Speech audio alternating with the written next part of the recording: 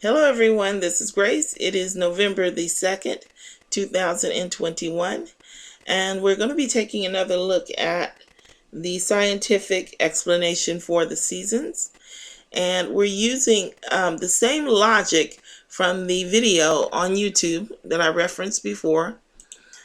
It's called Moon Phases Demonstration by the National Science Teaching Association. That's the link there. So we're going to use that same logic when we take a look at this. And this, of course, is our Earth. This is the axis which the Earth rotates around. And then I drew of course, I divided it in 90-degree angles so that we could get a better look at it as how it relates to the sun. So as we go through the images, you see that, of course, the sun is far, I'm going to say north, just so that you can kind of understand it's away on the other side. It's completely on the other side, but as the Earth moves around it, you're going to be able to see a little bit more. And what you'll have to do in your imagination is you'll have the sun on the other side in its entirety, but you'll cut off this one little space here because that's on this side. So everything will be showing on the other side except for this one little spot here. And then as we move along, you'll have the sun entirely on the other side, but you'll have a little bit more cut off of it there. And now we're at half and half. So half of the sun is on this side, and then half is on the other side. And as you move along, now you'll move to this side and you'll chop off a greater part there, and then just a little bit more. And now the entire side, the entire other side is dark. And here I have the sun illustrated as well. This is the next 6 months where it's the opposite. Now the sun is on this side, it's shining from over here, and you have this is the part that's facing the sun, and on the other side it's going to be exactly the opposite. You'll just chop off. You'll just have this one little portion here that has sun. This one portion there. Again, it's at the halfway point.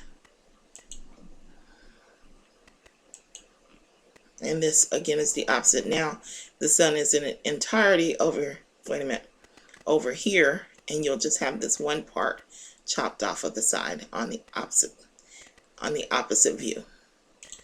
And then I put the sun in here so that you can see.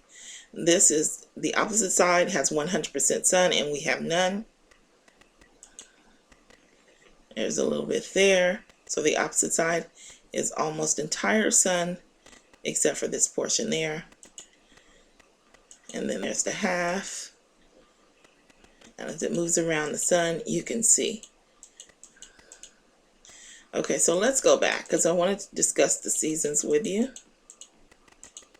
Okay, so here we have this is September. So in September, you have the sun is facing, I'm just going to have to use north because it's on the opposite side.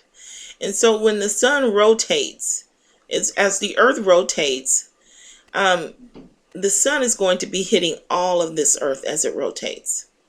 However, what they tell us is that here in December, when it rotates, because it's rotating around this axis, it's not rotating around these 90-degree lines.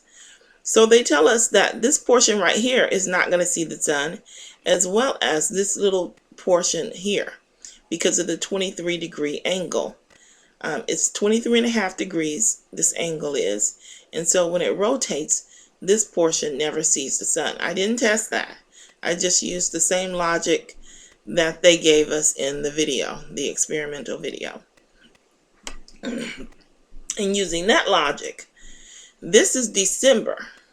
And you can see all of the southern hemisphere is going to be covered. But this portion up here is not going to get any sun. However, in January, by the time January comes around, The sun is hitting all of that. Now you have this portion that is not covered, but as it rotates around, it's going to rotate around this axis, so all of that's covered as well. I hope I'm making this clear. Everything sees the sun just after a couple of weeks. And my logic was this. I divided the earth into 90-degree angles, and we have 12 months a year. So that's 3 months, 3 months, 3 months, 3 months. So I just divided this into thirds. And then I took the 23.5-degree angle that they say the earth axis is tilted at. And it's less than a month before that entire area is covered. In just a couple of days when it's not.